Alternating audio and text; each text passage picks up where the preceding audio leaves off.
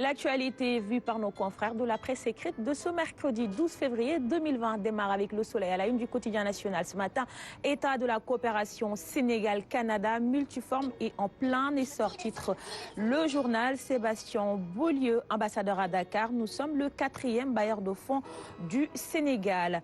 Même info, titre différent à la une de la tribune. Le Canada renforce sa coopération. 500 milliards pour draguer le Sénégal, écrit le journal.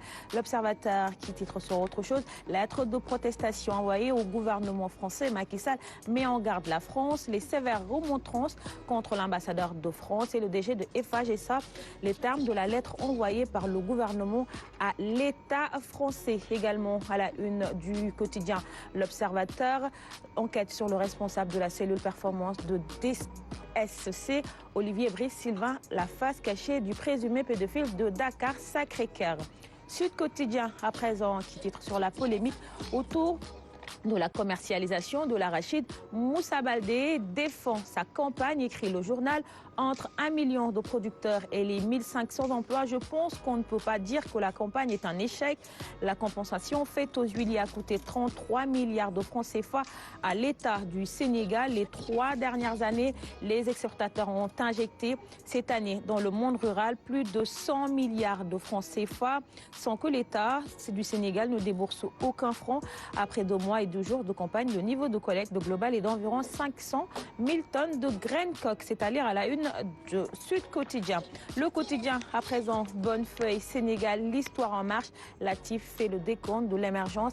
PSE, hydrocarbures, quinquennat, passé en revue par le porte-parole du président. C'est à lire à la une du quotidien de ce mercredi. Libération qui titre sur les victimes du maître coranique Mohamed Habibou Gueye parle sur PV.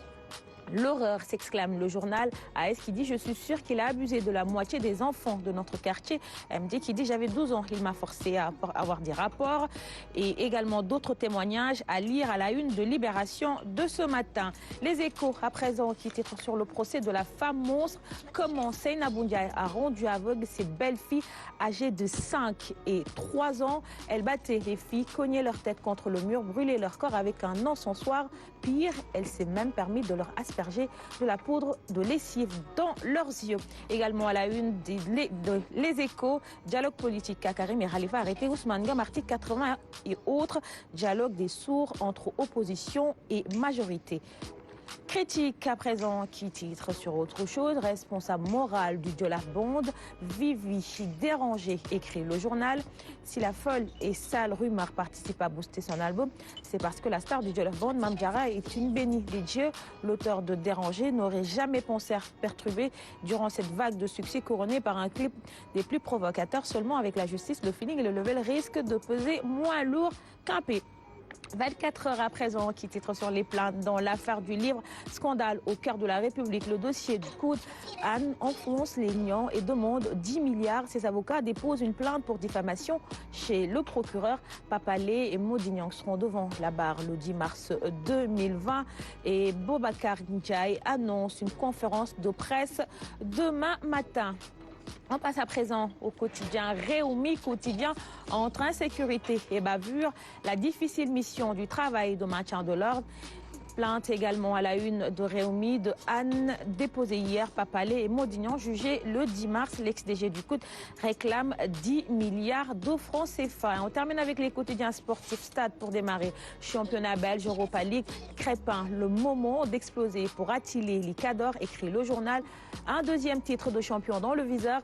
Écarter Manchester United et remporter l'Europa League. Suivre les traces de Sadio Mané. Également à la une du quotidien Stade, éclosion championnat, équipe nationale, Moussa Konaté, trajectoire en dents de scie. Record à présent qui titre sur Moussa Sow. Sur sa carrière, j'ai fait des choix financiers, écrit le journal. À Cissé, la tanière et moi. Satchez prêt à nouer le gamme, c'est-à-dire à la une de Record qui dit un accord est trouvé pour affronter Yekini Junior. Boy Niang a une longueur d'avance et Papa Sow perd devant Site. Sous nos lampes pour terminer, Mbaye tire la sonnette d'alarme. J'ai peur pour la lutte. Les vrais amateurs ont peur de se déplacer. Les sponsors ont fui. L'argent ne coule plus à flot. Beaucoup de ténors vont concéder une année blanche. L'arène nationale est construite aux normes chinoises. Également à la une de Sunulam, ça va venir. Combat contre Modlo, Zallo et Formel. La bagarre n'arrange pas Ama Baldé. Il n'y a pas une bonne garde. Bala Boignan, l'heure a sonné. C'était tout ce qu'on pouvait lire à la une des quotidiens qui nous sont parvenus ce mercredi matin. Nous les offrons à nos deux invités du jour. Aline Badara Kantumed a départagé ces journaux. Avec plaisir. Il est 6h54 à suivre les chroniques tendances, une émission spéciale dédiée également à l'historien Cheikh Anta Diop. Nous allons en parler avec nos deux invités du jour. Mais avant cela, voici la rubrique e-administration. Ramatoulaye, tu nous disais tout à l'heure que le